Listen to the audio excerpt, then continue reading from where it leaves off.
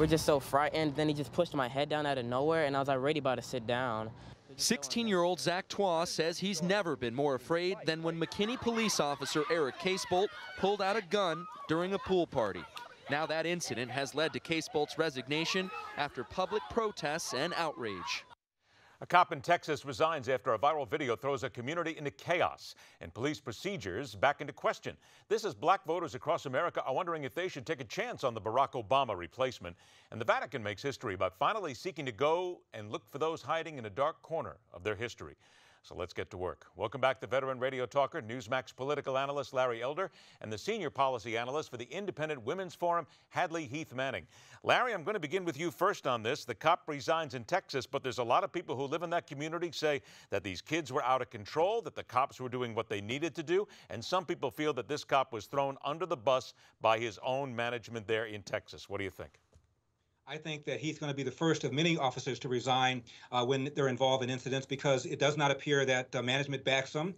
It doesn't appear that the media backs them. You have a lot of activists in the community that don't care about facts. You still have people in Baltimore throwing up their hands saying, don't shoot, even though hands up, don't shoot, even though the facts are that Michael Brown did not have his hands up. So I think a lot of officers are frustrated. They're pulling back. They're becoming passive. And as a result, you're finding crime going up in places like Baltimore and New York. So, Hadley Heath, do we then put this under frustration of the officer? Because, again, his captain did indeed just pretty much throw him under the bus in this case and say he was the only one who lost control. Did he? Well, it's certainly understandable how all parties involved in this confrontation would be frustrated with the outcome and with the way that they treated one another.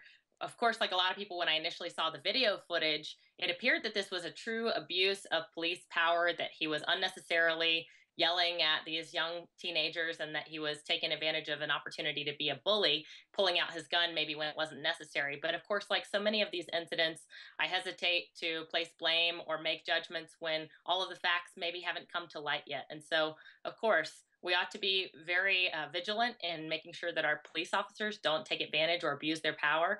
But we also ought to hear out every party involved in this confrontation and see what truly the facts are. Make sure cops don't abuse their powers, and also make sure that citizens themselves follow the rules and ask and do what the cops ask them to do. Let's get to this now. In the Washington Post, Larry, let down by Obama, some black voters ask, is it even worth backing Hillary Clinton? What do you think? You know, Ed, I remember when Obama got elected, there was a woman who became famous on the internet named Peggy Joseph, a black woman, and she said, it was the most memorable day of my life. He's going to help put gas in my car. He's going to help me pay my mortgage. Government's job is to protect people and property. It's not to make you wealthy or to make you thin. And I think a lot of black people, a lot of liberals feel that government in the hands of an empathetic, caring person like a black person who thinks like me and understands me is going to make my life dramatically improve. It won't. Barbara Bush, that famous political philosopher, once said, what happens in your house is a lot more important than what happens in the White House. And I think a lot of blacks are discovering that.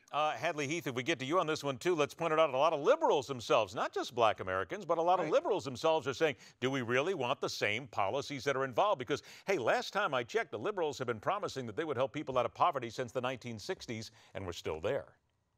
Right. And unfortunately for Secretary Clinton, there's a lot of distrust, I believe, among American voters about her personal integrity, which I think will play a big role in 2016 if she's the nominee. And I think she is the presumptive nominee on the Democratic side. My hope is that, you know, with this discussion of whether or not black voters will support Hillary, whether or not women will support Hillary, that this could be the beginning of the end of identity politics. Because I'll agree with Larry that absolutely expectations for President Obama were unrealistically high. The government cannot and should not attempt to solve every person's every problem. And so maybe it's a chance for the country to learn from that and to move on to pursue more limited government policies. But I also hope that overall the discussion is more about policy and ideas rather than personalities, identities, personal histories, and so forth. A little bit over a minute left here, Hadley Heath. The Pope has created a new tribunal to hear cases of bishops accused of failing to protect kids from sexually abusive priests. You've got to say that this is about time. Absolutely. And I think it's good for the church not only to be very vigilant and pursue policies that crack down on maybe the underreporting of the way people are treated, but it's also good for the church from a global perspective for their reputation, because a lot of people have written off the Catholic Church or religion in general, Christian religion, saying that it's hypocritical. But absolutely, this is a good step, and I think one that will increase the views of the Catholic Church in the eyes of some. Now all they have to do is follow through on it, make sure they find them, make sure they punish them. 30 seconds to you. you. Larry, last thing. Lindsey Graham, the Bachelor, he says, I'll have rotating first ladies if I'm elected. Okay, sounds good to me. Well, I think that Lindsey Graham getting the nomination is probably going to be a bigger hurdle for him than to determine what happens after he becomes president.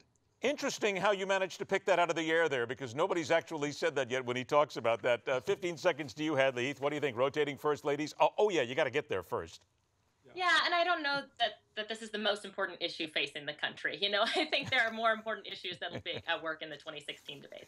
Come on, it is the 2016 debates. We have to make sure everything gets involved here because it's all critical to the United States and the running of this country. What's critical are your comments as well. Larry Elder, Hadley, Heath Manning, I thank you both for joining us, and we'll talk to you again real soon. When we come back right here on The Hardline, what everyone is missing in the New York State prison break, the one story that no one's talking about. We'll talk about it here on the fastest 60 minutes in news.